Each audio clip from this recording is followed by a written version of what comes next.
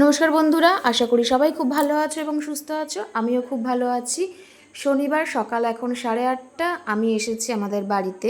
আমি সকাল সকাল বেরিয়েছিলাম কৌশিকী অমাবস্যা উপলক্ষে শকুন্তলা মায়ের কাছে পুজো দিতে। প্রতি মাসে না হলেও মাঝে মাঝেই আমি চেষ্টা করি মায়ের কাছে এসে পুজো দিয়ে যাওয়ার, তাহলে আমার মনটা ভীষণ শান্ত লাগে।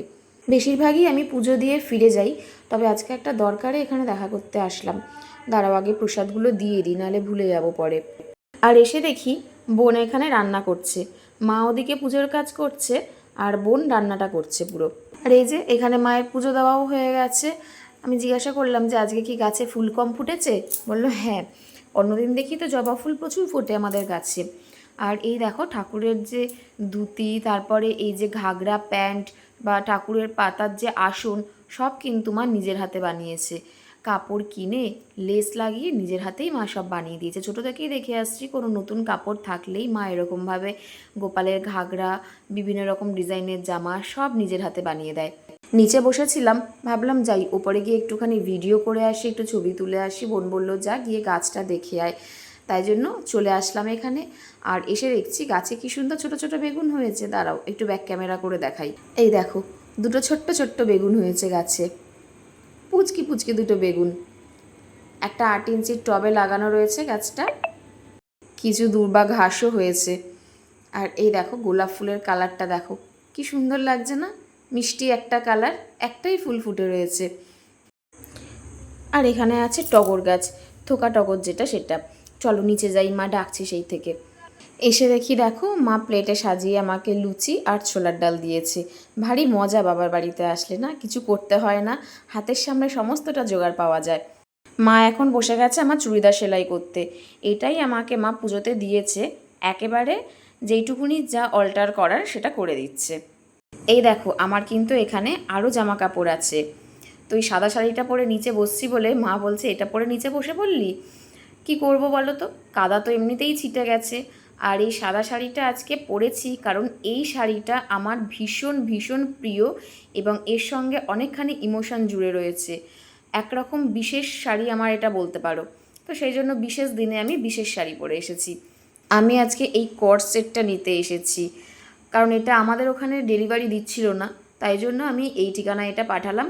জানি আজকে পুজো দিতে আসবো, তো তখন কোনো প্রবলেম হলে একেবারে তো রিটার্ন করলে তো এখান থেকেই নিয়ে যাবে, সেটা একেবারে দেখে নিতে পারবো, সেজন্যই এসেছিলাম খালি হাতে। তো এখন যাচ্ছি দেখো ব্যাগ ভর্তি জিনিস নিয়ে। আর এই যে বৃষ্টিটা কিছুক্ষণ আগে থেকে শুরু হয়েছে আর থামার নাম নেই।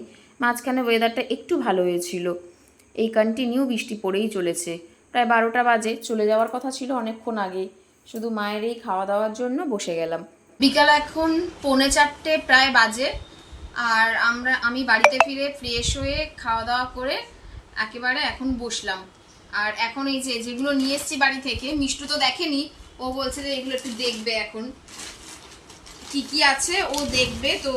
আর এদিকে তো বাইরে বৃষ্টি, কন্টিনিউ বৃষ্টি পড়ে চলেছে, মানে বৃষ্টি থামার কোনো সিন নেই। আমি এসেছি যখন পুরো অর্ধেক ভেজা, আর তার জন্য গাড়ি ঘোড়ারও প্রচণ্ড ডিস্টার্ব ছিল, ট্রেন লেট ছিল, প্লাস কিছু পাচ্ছিলাম না এখানে। যাই হোক করে বাড়ি পৌঁছেছি। আজকে আমার একটু চাপই হয়ে গেছে আসার সময়। তখন তো মা এটা সেলাই করছিল, তাই দেখানো হয়নি। এই দেখো এইরকম হচ্ছে এই চুড়িদারটা, কালারটা ভীষণ সুন্দর। এই হলো এটার বটম ওয়্যার।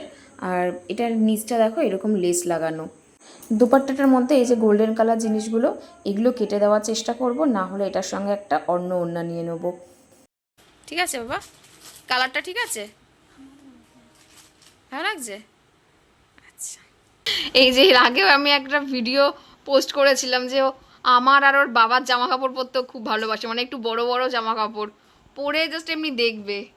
এখন বলছে যে তোমারটা আমি একটুখানি পরে দেখি। আর খাপাতে হবে না তোমার, এটা তো আমার, তোর জন্য ছোট সাইজ তাহলে নিতে হবে।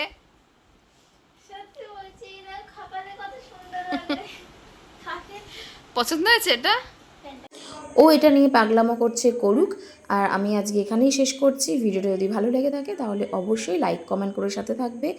আর এই ড্রেস দুটো কেমন হয়েছে সেটা কিন্তু অবশ্যই কমেন্ট করে জানাবে। চলো টাটা সবাইকে, শুভরাত্রি।